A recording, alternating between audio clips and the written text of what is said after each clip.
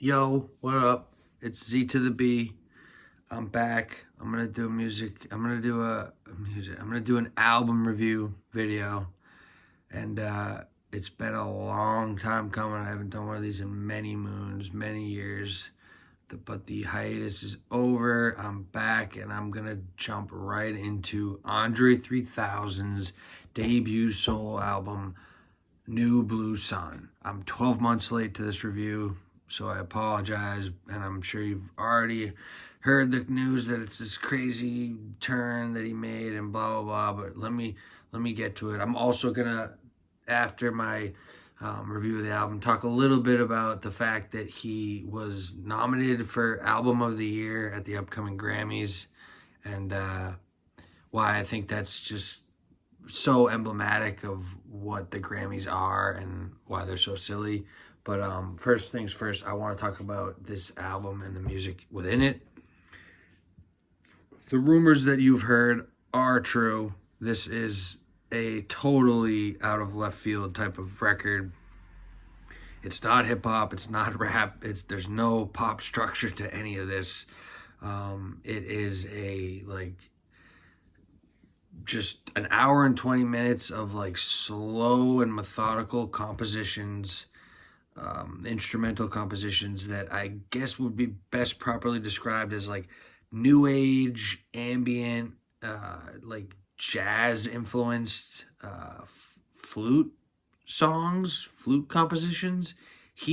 Andre is the one that plays the flute and the various flutes that are played. I think he plays a flute synthesizer for a lot of it.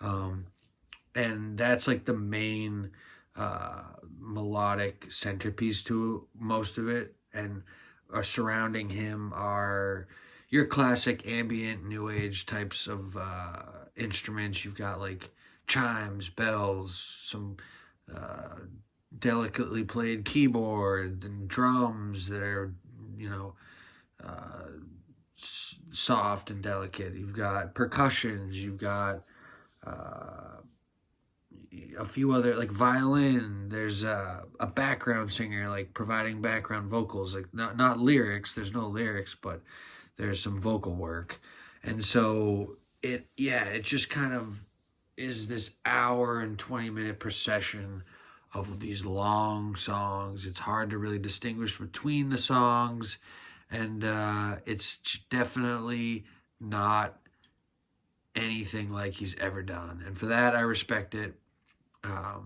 He clearly just went with what he wanted to do creatively and said, fuck the, label that was probably pushing him to do something that was a little more accessible to mainstream audiences. And I'm sure his management team was probably pushing him in that direction too. But he clearly just went with what he wanted to do, and I respect that. In terms of listening to it, I mean, I honestly enjoyed it for what it was. I put it on in the background of my day today, and driving to and from work, doing chores around the house, and it's a nice accompanying piece to just getting shit done during the day. If you want to be put into a zen flow state type of chillness, this is a good record for that. It would be a good record to throw on at doing yoga or trying to meditate. And those are spaces where types of music jive well with those spaces, and this is that type of music. As for active listening, it would take a pretty special kind of music lover and music savant to be able to sit down and really dissect what's going on musically here without getting bored, at least in my opinion. It's definitely not meant to be actively listened to, and that's fine. It's not what he's going for, and not all music needs to be actively listened to. In terms of re-listening to this album, I don't think I'll ever re-listen to this thing in full. I mean, maybe if I get the urge to listen to ambient new age music, but that urge comes to me once every couple years, if that. So I don't know, probably won't re-listen to this thing, so it kind of hinders the grade a little bit. As for favorite track, I mean, I really don't have one. Like, it's hard to distinguish between these. Like, I guess I would go with one of the shorter ones just because they're just a little bit easier to to take in. So maybe 93 till infinity and Beyonce. It's only 3 minutes 49 seconds. Maybe that one, or Ants to You, Gods to Who. That's a good title. It's only 6 minutes 42 seconds. A lot of these other titles are like kind of like outrageous and just absurd for the sake of being absurd. They're like these long run on sentences. Um, and he's just kind of making like uh, purposefully uh, shocking. Some of them are like purposefully shocking. Like the second song is called "The Slang Word Pussy Rolls Off the Tongue with Far Better Ease Than the Proper Word Vagina. Do you agree?" Like, um, and then track 6, Gandhi, Dalai Lama, Your Lord and Savior, JC, Bundy, Jeffrey Dahmer, and John Wayne Gacy. Like, it's just like, there's just no, like, it's just being weird for the sake of being weird, which, I mean, whatever. Do what you want, Andre. Like, clearly, you're just doing whatever you want here, and that's your prerogative. As for a grade, I'd probably give it, like, I don't know, like a C. Like, I definitely respect the uniqueness of it all and the fact that he's this really famous dude with, expectations surrounding him, and then he just does this, which is totally outrageous and out of left field, and definitely pissed a lot of his fans off and his own, probably his own inner circle off in a lot of ways. So good on him for going on his own. But yeah, not really good in the re-listening department, and not much active listening going on. So it's got a pretty specific and niche lane that it's working in. As for the fact that this was nominated for Grammy Album of the Year, I think it's pretty funny and like emblematic of what the Grammys are. The fact that this has got shot up the ladder all the way to what's one of the most like prestigious awards of the night. Like, if this album isn't Andre 3000, is this getting Album of the Year nominations? No fucking way. Absolutely not. And I think therein lies the silliness of what the Grammys are. It's essentially people within the industry patting themselves on the back for a variety of reasons. And this specific album and Andre 3000 gets plaudits and nominations because he fits the mold of, the old guard industry guy who's doing something different and totally changing his career trajectory and image, and is doing something that's like critically lauded. Like, so he fits that mold, and so he gets shot up the ladder into this position, getting nominated for this award. Yeah, and I think ultimately the Grammys are the silliest and most meaningless of all the major award ceremonies that happen annually. Like, and the reason why I think that is because with the Oscars and movies and with the Emmys and TV, you have a meaningful barrier between amateur and professional.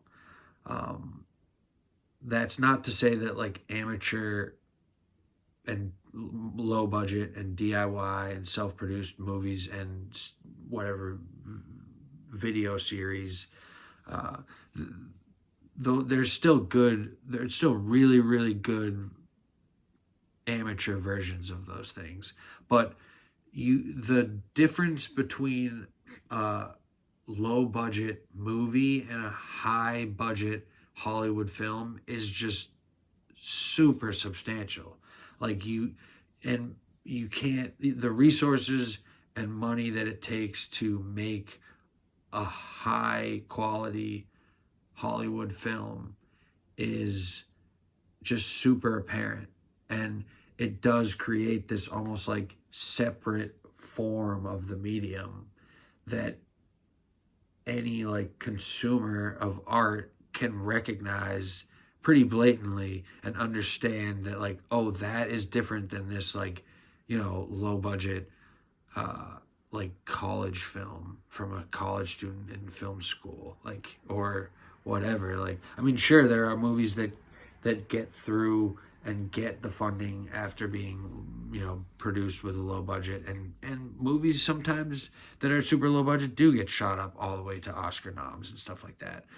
It's not out of the realm of possibility, but it's just so much more rare for a movie to like come off as seeming Hollywood and super professional without having the resources that are needed and that come from within Hollywood.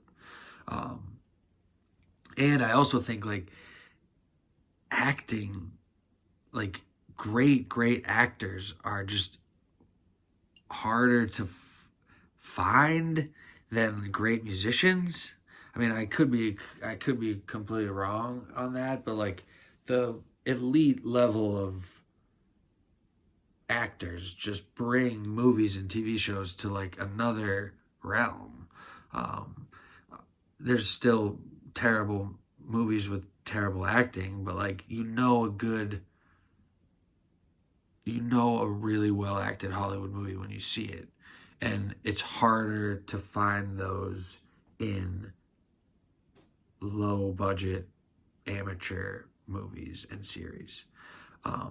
To bring it back to the Grammys and music doesn't have that distinction as much between professional and amateur, especially these days.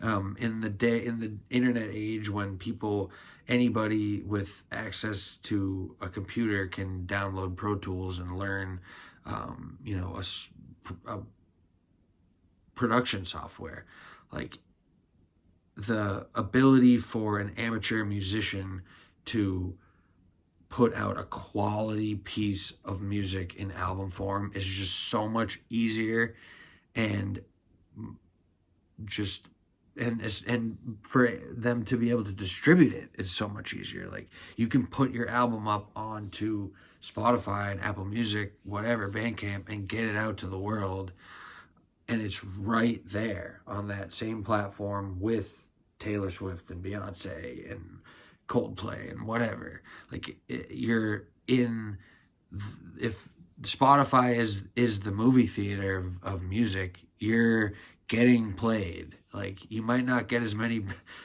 billboards on the highway, but you're on the same playing field as the big dogs. Whereas like you can't, to get your movie into theaters around the country is just exponentially more difficult and less likely to happen, as opposed to producing your own music or your own album and putting it out to the world. And I also think that like the scope with which music can be made is so much grander, that like it's just silly to think that of all the different genres and all the different music styles and all the different just albums that get released in general every year, to think that you can distill it to 8 albums that get nominated for album of the year. It's silly, it's dumb, and anybody that, any consumer of art can see that. Like, whereas with movies and TV, it's the pool with which those nominating committees can pull from. It's just so much smaller. And so it makes it just those ones feel a little bit more legitimate. I mean, they're still silly too. Like, there's always snubs. They always miss like great movies that just for whatever reason don't get any nominations and don't get any like critical acclaim in the way that they should, and they don't really reward comedies, and they don't really the weird avant-garde shit never gets the credit that it deserves a lot of the time, and that definitely still happens. But I think it's just a more narrow lane for movies and TV. And the Grammys are dealing with an ocean. So yeah, that's my general take on the Grammys. To bring it back to Andre 3000, I definitely recommend this album for background listening as you go about your day. I think it'll put you in a pretty chill zone like it did me. Um, you know, just enjoy it for what it is. It's not OG Andre 3000 hip hop. Maybe one day he'll grace us with that again, but we're gonna have to continue to wait for it. I will say, like, it, if anything, it definitely makes me super curious and interested to see where Andre turns next with his career. So I'll definitely be keeping my eyes peeled for that. So yeah, that's all I got, and just went for it off the cuff. So there goes nothing. Until next time, peace. And Andre, I hope you get some hardware at the Grammys. Good luck.